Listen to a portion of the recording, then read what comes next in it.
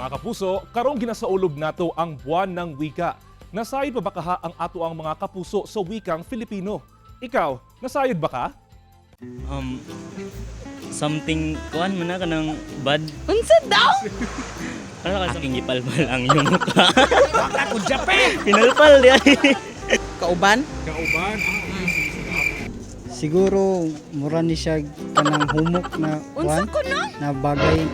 Gusto kong gamitin yung ginapas sa aking sugat.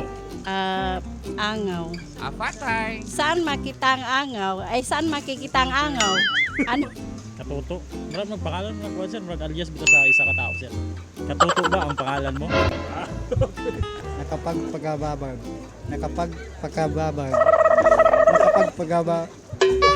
Nakakapagpabagabag, nakakapagpabagag, nakakapagpabagag, nakakapagpagbagabag, nakakapagpagbabag. Butika, butiki, butika.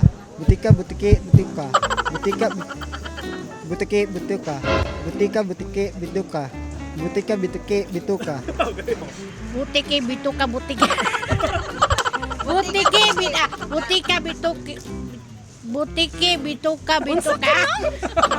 Butiki, bituka. Butiki, butiki.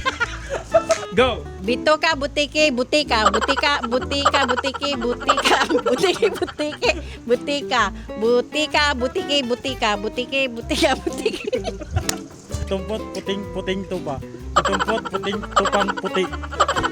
Pitumpot puting tupa. Pitumpot puting tupa. Pitumpot puting tupang puti. Pitumpot puting tupa. Pitong puting tupa, pitumpot pitong puting tupa, pitumpot pitong puting tupa. Ang buwan ng wika rin bilang mga Pilipino ay pagkakakilala natin, simbolo na ang wikang Pilipino ang pakikipagdigma natin sa kapayapaan na tayo ay magkakaunawaan.